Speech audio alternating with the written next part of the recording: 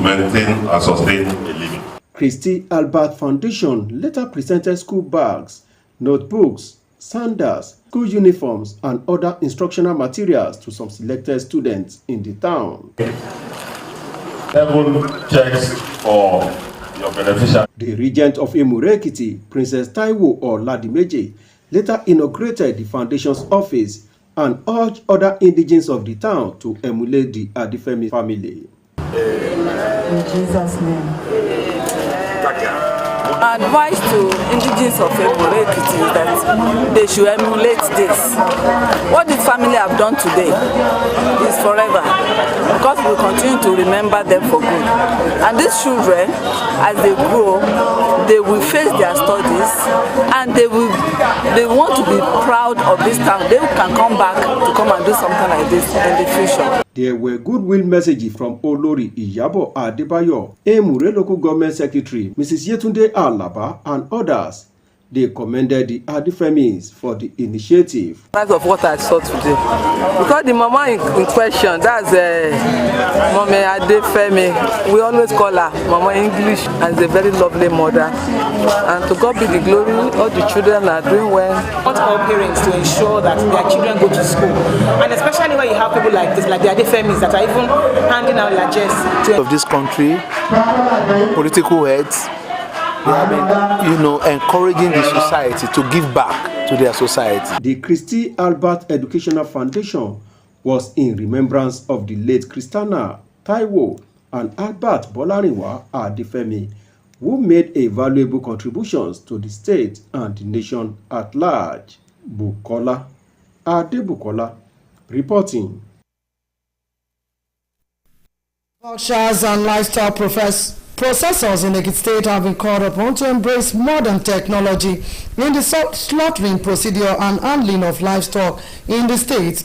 The General Manager, Life Care Livestock Processing Factory, Mr. Iroyin Lekunrere, made the call at a training section for butchers and processors in Ekiti. BSS reporter Olushola Thomas completes the story. The training had in attendance butchers and processors from the 3 senatorial districts of Ekiti State under the Livestock Production and Resilience Support Project, HELPRESS. Mr. Iroyin took the participants around the various stages of slaughtering and processing chicks and goat meat in the semi-automated factory.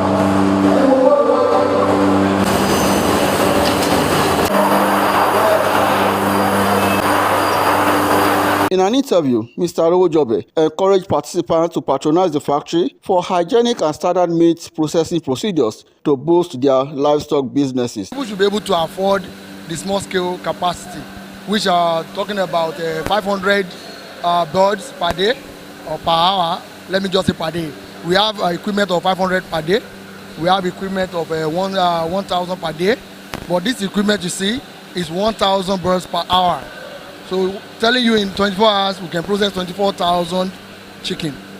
So but for small scale processors, they can have it like 1,000 per day. The Ekiti State Commissioner for Agriculture, Mr. Ebenezer Boluwade, and Ekiti State Project Coordinator of HELPRESS, Mr. Adeyinka Adedipe, in their goodwill messages said that the training was necessitated by the need to ensure that livestock businesses were carried out in a healthy environment. Upstream to the downstream. Downstream is where we process it and sell it to the market. And where we sell it to the market, the handling must also be well structured in a way our people get value for their money. They are not buying something that's already infected. They are ready to accept, to change these old ways of, particularly the way they slaughter their animals. The humane method of slaughtering is what we are preaching now. And for hygienic processes, Participants at the training expressed readiness to implement the knowledge gained at the training in their businesses. I want to appreciate the organizer of this training. In here through the training, we know that there is a place you can process your chicken on large scale in Ekiti without going too far. Going back to our various jurisdictions to sensitize our processors, the butchers, the chicken processor. So we sensitize there. And wear your bags and when it's time to process, you have problem getting people that you employ to help you to process.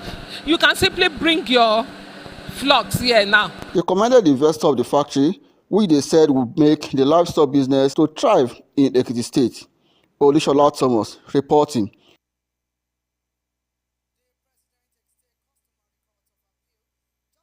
Onisola Abodunde asked Ekiti communities to expedite action on building or renovate customary courts in their domain.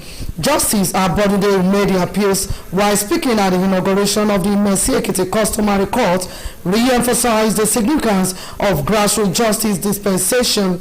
She explained that the customary court remains essential to justice because of its proximity to the citizens. Justice Abodunde listed cases handled by customary courts to include succession and inheritance under customary law, land and boundary dispute, rent, dissolution of customary marriages and related matrimonial issues, debt recovery, customary tenancy agreement and disputes, defamation and other personal actions within customary law, among others. Earlier, the Onimesi of Imesi Ekiti, Oba Festus Olatunde thanked Justice Abodunde for considering Imesi worthy for hosting the customary court. The monarch assured the president and all relevant authorities that the customary court will receive the cooperation and support from the palace grounds.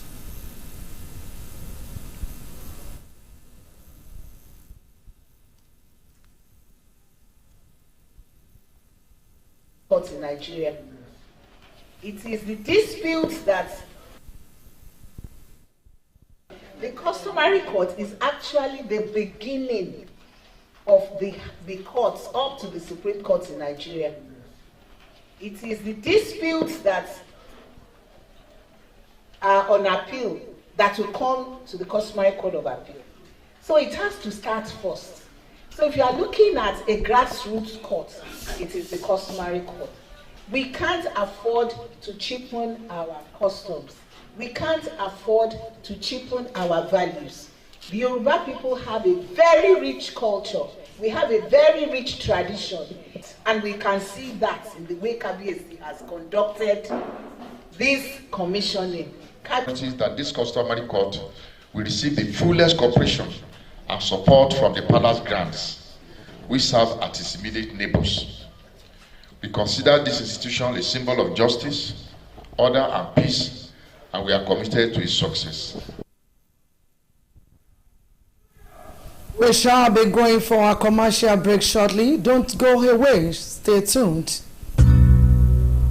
Beautiful, it's your name. Wonderful is what you are to me. Eba mi kira fún mama mi. Orisha mi ya o, kò sí láé. Every mom. Gbogbo wa la fẹ́ oúnjẹ tó dáa, oúnjẹ tó ń ṣara lóore àti ọ̀pọ̀ ewébẹ̀, ṣùgbọ́n a fẹ́ kó tún dùn kó sì rọrùn. Knorr Cubes àṣírí rẹ̀ nìyẹn tí wọ́n ṣe pẹ̀lú àwọn èròjà bíi adìẹ, ẹ̀fọ́ ìbòlò, ata ilẹ̀ tó kún fún èròjà afáralókun kóúnjẹ rẹ̀ lè dùn kí gbọ́ngbọ́n kan sí i. Ó tún dùn yàtọ̀, kókó bẹ̀ gan nìyẹn. Ẹ jẹ́ ká gbóríyìn fún un. Jẹ́ kí ìyípadà ó bá ọ pẹ̀lú ohun tó ń bẹ nínú abọ́ oúnjẹ rẹ. You're welcome back. A political scientist, Dr. Olaide Oladeji, has called on Nigerian leaders to be intentional in helping the masses out of poverty through their policies and programs. Dr. Olaide made the call while featuring on the Ekiti FM program Issues in the News. Our reporter, Jessica Okwa, who monitored the program, said that Dr. Oladeji asserted that the political office holders must understand the present struggles of the masses and give them a better life. Analyzing President Bola Tinubu's speech to the National Assembly to mark the June 12 Democracy Day, Dr. Olaide said the speech of the president was beyond expectation as it did not address the present situation in the country. Rather, it was giving political statement that did not reflect the present position of the country.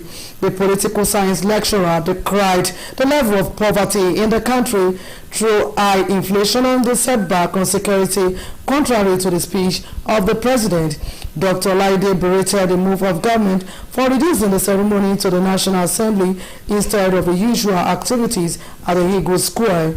He commended the president for the honors given to the heroes that fought for democracy in Nigeria. The son of the late Chief MKO Abiola, Jamiu Abiola, said Nigeria would have achieved far greater economic development if his father had been allowed to assume the presidency after the 1993 presidential election. Speaking to newsmen at a forum to mark 26 years of uninterrupted democracy, Jamiu reflected on the global economic environment at the time and described the annulment as a missed opportunity for Nigeria to benefit from a period of international economic growth. He said Nigeria would have been better seen. It was a very special time in global times. He added that 1993 was a time when the world itself was having an international economic boom. And away from democracy, villagers from North local government area of Imo State have raised their alarm following the presence of masked herdsmen in their community. This is even as the Imo State Police Command has assured the residents that there was no cause for alarm as security operatives had been deployed to ensure calm and safety. One of the villagers who spoke with newsmen said that 8 masked herdsmen were seen advancing towards the village on Wednesday morning from the bushes. The source said villagers had a misunderstanding with the herdsmen over the trampling of their crops in the farms by their cows, adding that the latter dispersed. And on business news tonight, let's join Tosin Olaribiwa.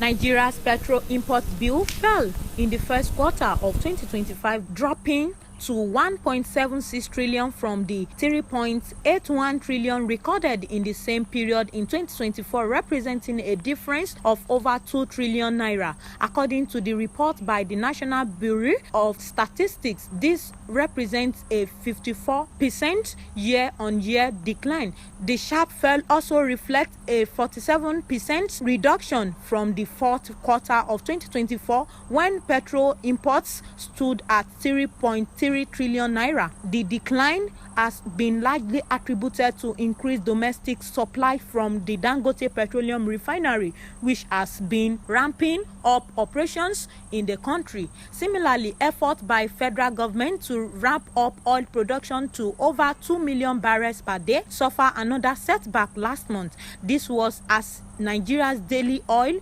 production declined again in May, falling from 1.68 million barrels per day in April to 1.65 million barrels per day last month. Crude oil output dropped from 1.48 million barrels per day in April to 1.45 million barrels per day in May.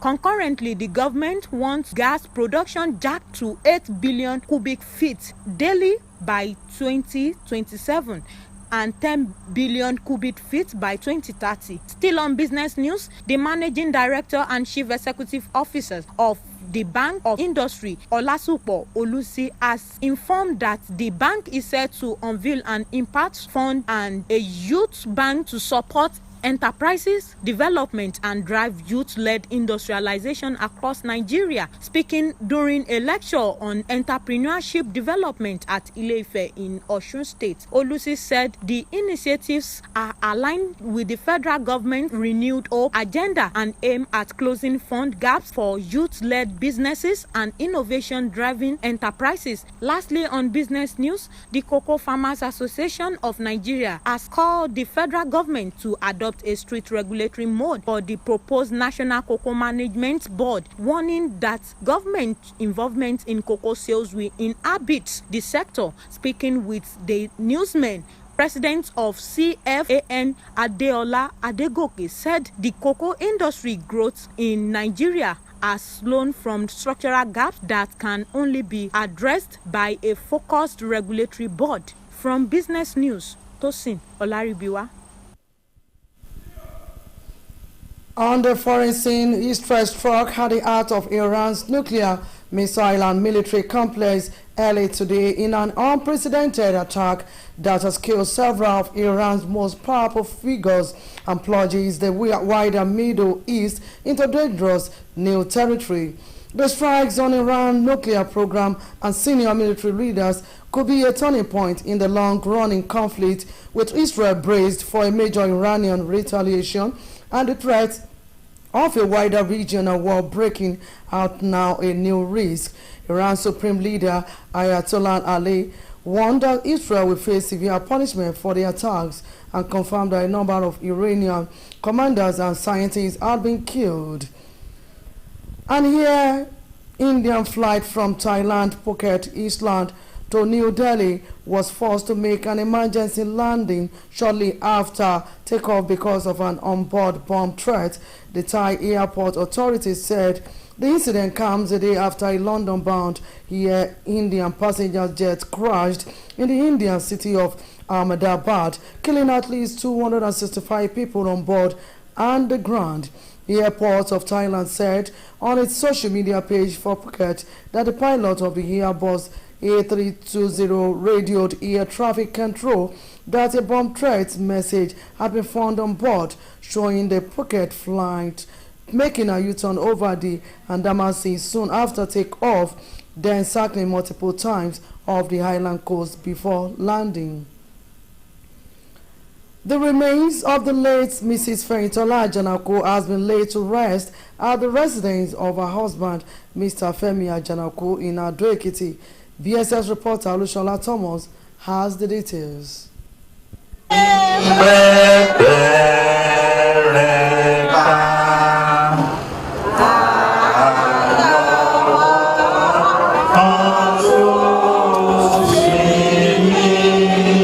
At the service, Evangelist Oluwatayo Olayinka, in his sermon, acknowledged that death is the end of the journey of every man on earth. Evangelist Olayinka, who described the disease as a selfless woman, charged the people to live impactful life that is worthy of emulation.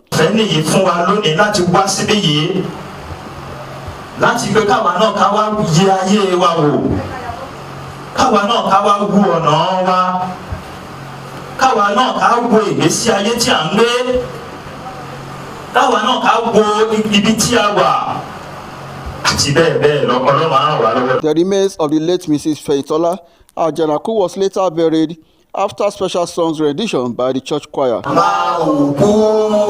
Ilé ló lọ, ilé tó lọ, ilé ayọ̀, ilé Ọlọ́run Olódùmarè láti gba ẹ̀mí arábìnrin wa yìí kúrò láyé yìí. Nítorí náà àwa fi òkú rẹ̀ fún ilẹ̀, erùpẹ̀ fún erùpẹ̀.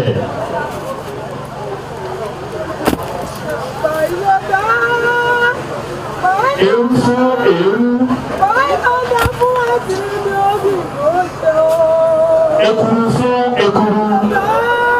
In an interview, the daughter of Mrs. Feyintola Ajanaku, son-in-law and children described the late Mrs. Feyintola Ajanaku as a loving mother. She's the best mother. The mother that if I'm coming to this world again, she should be my mother again. She's a very care mother, a loving mother. She's kind.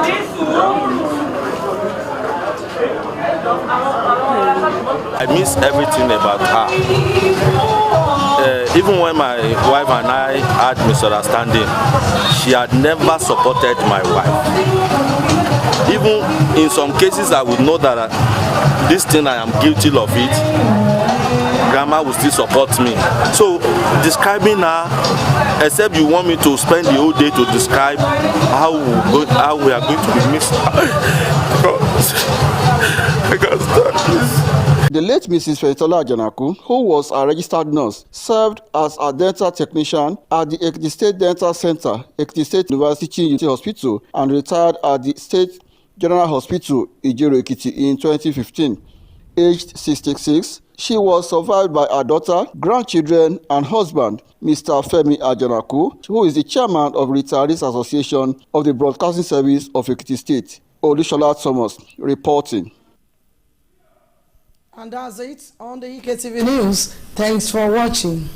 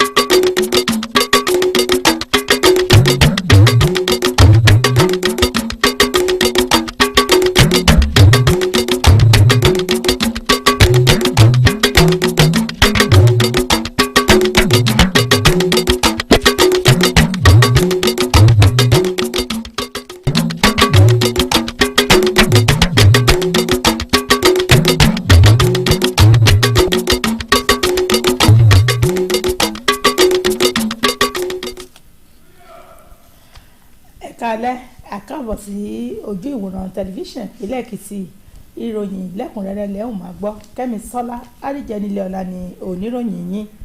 Àwọn àjọ kan tí kì í ṣe ti ìjọba tó ń ran àwọn ará ìlú lọ́wọ́ Christy Albert Foundation ló ti ṣètò ìfilọ́lẹ̀ ẹgbẹ́ náà nílùú Èmùrè Èkìtì pẹ̀lú èròǹgbà láti ṣe pèsè ìrànlọ́wọ́ fáwọn akẹ́kọ̀ọ́ àtàwọn tó kù díẹ̀ káàtó fún tó jẹ́ ọmọ bíbí ìlú Èmùrè Èkìtì. Ẹgbẹ́ náà ni wọ́n ṣe ìdásílẹ̀ rẹ̀ látọwọ́ ẹbí Adéfẹ́mi tó wà nílùú Èmùrè Èkìtì láti ṣèrántí àwọn òbí wọn tó ti di olóògbé láti lè jẹ́ kí ìdàgbàsókè gbètò ẹ̀kọ́ lágbègbè náà. Ẹ jẹ́ ká gbọ́ àtúpalẹ̀ rẹ̀ látẹnu Bùkọ́lá Adébùkọ́lá. Nínú ọ̀rọ̀ ìkínikábọ̀ olórí ilé aṣòfin ìpínlẹ̀ Èkìtì tẹ́lẹ̀ ọ̀gbẹ́ni Kọ́lá Adéfẹ́mi sọ wípé àwọn òbí wọn ló ṣe iṣẹ́ takuntakun nípa ìdókòwò ṣẹ́ka ètò ẹ̀kọ́ wọn tí wọ́n fi da ẹni ńlá láwùjọ lónìí. Èrèdí rèé tí wọ́n ń láti ṣe àtìlẹ́yìn fáwọn akẹ́kọ̀ọ́ tó ń bẹ lágbègbè náà nípasẹ̀ àjọ ọ̀hún. Olórí ilé aṣòfin tẹ́lẹ̀ ọ̀hún wòye wípé àjọ náà ni kì í ṣe ti olóṣèlú àmọ́ ó wà láti ṣe ìrànwọ́ fún àwọn akẹ́kọ̀ọ́ tí àwọn ìgbìmọ̀ aláṣẹ ilé ẹ̀kọ́ kọ̀ọ̀kan tí wọ́n yàn wá síbi ètò náà tó sì rọ àwọn akẹ́kọ̀ọ́ ọ̀hún láti gbájúmọ́ ètò ẹ̀kọ́ wọn. àwa ọmọ ìyá Christiana àti Albert Adéfẹ́mi la kóra wa pọ̀ ká sọ wípé a ń láti dá padà fún society tí ó ṣe wá lóore tó pọ̀ tó yìí. kò sóṣèlú kankan bẹ̀ fún àwọn ọmọ wọn yẹn. ìmí wà nù wọn tí ò ráṣọ wọ̀ aṣọ mẹ́rin mẹ́rin la máa pín fún wọn. èmi wà tó yẹ pé torí bàtà kò lè lọ sí skul àfún wọn ní bàtà méjì méjì exercise books àti higher notebooks àfún wọn ní mẹ́wàá mẹ́wàá. alága àjọ náà ọ̀gbẹ́ni Bámidélé Adéfẹ́mi wòye wípé àjọ náà ni yóò máa tẹ̀síwájú láti ṣe ìrànwọ́ fáwọn tó kù díẹ̀ káàtó fún láwùjọ nípa ètò ìrónilágbára fétò ẹ̀kọ́ àti ẹ̀kọ́ṣẹ́ ọwọ́. a rí i pé ní àárín Èmùrè àwọn ọmọ kan wà tó jẹ́ pé wọ́n ní ìfẹ́ àti kàwé ṣùgbọ́n wọ́n ń tiraka àti kà nítorí pé gbogbo àwọn nǹkan tó nílò láti fi lè farabalẹ̀ kàwé wọn ò ní. àwọn òbí wọn gan ń gbìyànjú láti lè pèsè àwọn nǹkan wọ̀nyẹn fún wọn ni. So foundation yìí is meant to be able to assist them láti ràn wọ́n lọ́wọ́ láti lè máa get gbogbo àwọn nǹkan tó bá need. àjọ Christy Albert ló pín àwọn ẹ̀bùn ohun èlò ilé ẹ̀kọ́ fáwọn akẹ́kọ̀ọ́ níbi ètò náà bíi báàgì ìwé bàtà aṣọ ilé ẹ̀kọ́ àti àwọn ohun èlò mìíràn tó ṣe pàtàkì fún ìtẹ̀síwájú ètò ẹ̀kọ́ àwọn akẹ́kọ̀ọ́ náà. Adelé ọba ìlú Èmùrè ọmọbabìnrin Táíwò Ọládìméjì ló ṣe ìfilọ́lẹ̀ oríkò ọ́fíìsì àjọ náà tó sì rọ àwọn ọmọ ìlú Èmùrè láti ṣàwòkọ́ṣe ẹbí Adéfẹ́mi. Oríṣiríṣi ọ̀rọ̀ ìwúrí ló wáyé níbi ètò náà látẹnu olórí Ìyábọ̀ Adébáyọ̀ akọ̀wé ìjọba ìbílẹ̀ Mùré arábìnrin Yétúndé Àlàbá àti àwọn mìíràn tí wọ́n gbóríyìn fún ẹbí Adéfẹ́mi. Àjọ fétò ìrànwọ́ ẹ̀kọ́ ti Christy Albert ni wọ́n ṣe àgbékalẹ̀ rẹ̀ lórúkọ olóògbé màmá Christiana Taiwo àti bàbá Albert Bọ́lárìnwá Adéfẹ́mi tí wọ́n kó ipa ribiribi nínú ìdàgbàsókè ìpínlẹ̀ yìí àti orílẹ̀-èdè lápapọ̀. Bùkọ́lá Adébùkọ́lá ló ń jábọ̀ ìròyìn.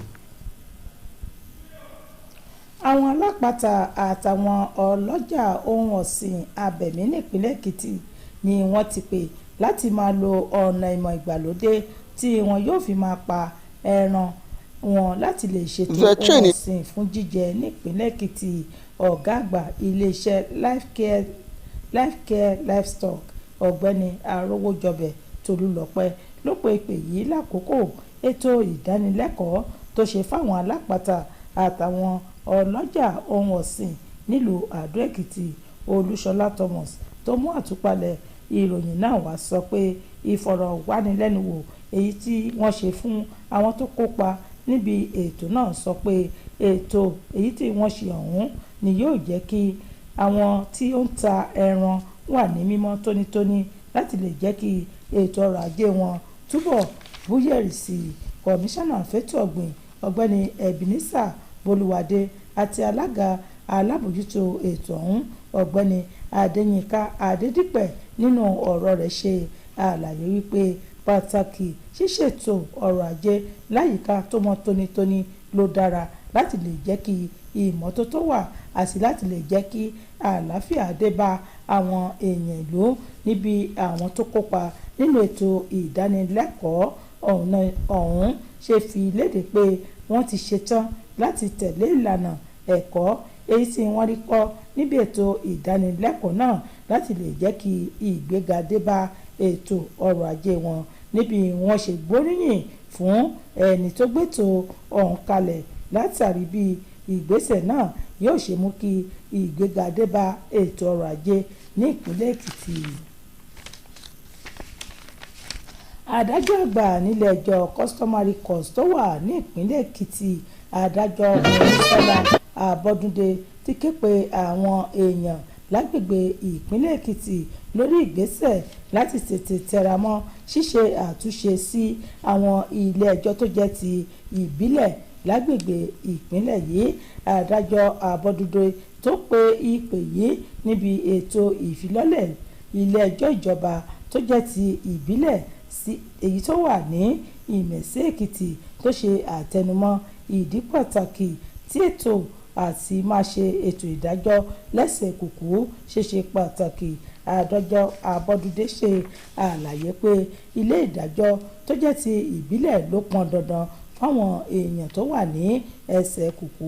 Ó wá ṣe àlàyé onírúurú àwọn ètò ìgbẹ́jọ́ tí wọ́n ti gbé ṣe lẹ́ka ètò ìdájọ́ kóòtù ìbílẹ̀ tó fi mọ́ ìgbẹ́jọ́ lórí ogún ilé tó dá ìgbẹ́jọ́ lórí ilé àti ilẹ̀ èyí tí ó ti ń dá ìjà àlà ilẹ̀ sílẹ̀ àti onílé àti àwọn èèyàn. Bákan náà ni wọ́n sọ pé wọ́n ti ṣe àwọn ìdájọ́ èyí tó yẹ fún àwọn tọkọtaya èyí tí wọ́n fẹ́ bà ìgbéyàwó wọn jẹ́ tí wọ́n sì fi ẹsẹ̀ ìgbéyàwó wọn múlẹ̀ padà. Ṣáájú ni Onímọ̀sí tìlú Ìmẹ̀sí Èkìtì Ọba Festus Ọlátúndé ti dúpẹ́ lọ́wọ́ àwọn ọ̀gá àgbà adájọ́ Abọ́dúndé fún kíka ìlú Òkè Mẹ̀sí sí gẹ́gẹ́ bí ìjọba ìbílẹ̀ èyí tó lẹ́tọ̀ọ́ sí ilé ẹjọ́ tó jẹ́ ti ìbílẹ̀. Orí adé náà ló fi léde pé gbẹ̀ngbẹ̀ng ni wọn yóò gbárùkù ti ìjọba tó wà lóde.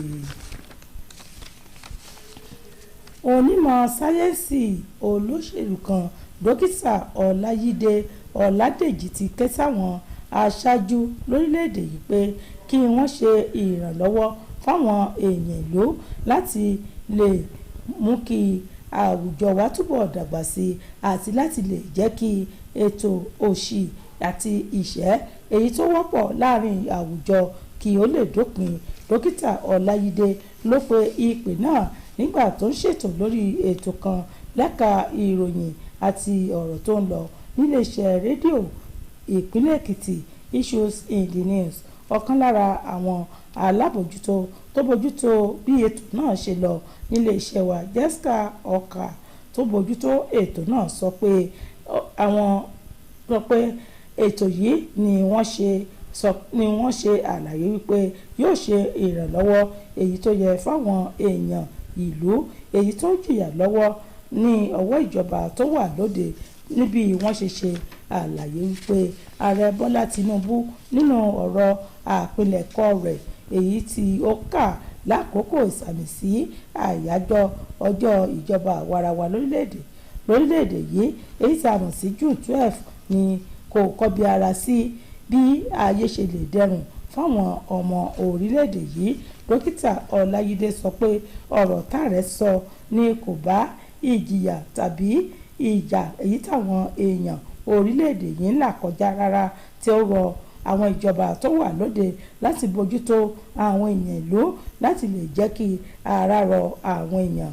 Bákan náà ló tàbùkù ìjọba lórí ìgbésẹ̀ èyí tí wọ́n gbé lórí ayẹyẹ àjọyọ̀ ọjọ́ ìjọba àwarawa lórílẹ̀‐èdè yìí pé ayẹyẹ náà ni wọ́n bá mọ̀ ní ilé ìgbìmọ̀ aṣòfin lẹ́yìn tí ó yẹ kí àjọyọ̀ náà káàkiri orílẹ̀‐èdè tó sì gbóríyìn fún ààrẹ ní bó ṣe fàmì ẹ̀yẹ dáwọn akọni tó ti kú àtàwọn tó wà láyé lọ́lá èyí tí wọ́n ti kópa nínú ètò ìjọba àwarawa lórílẹ̀‐èdè Nàìjíríà.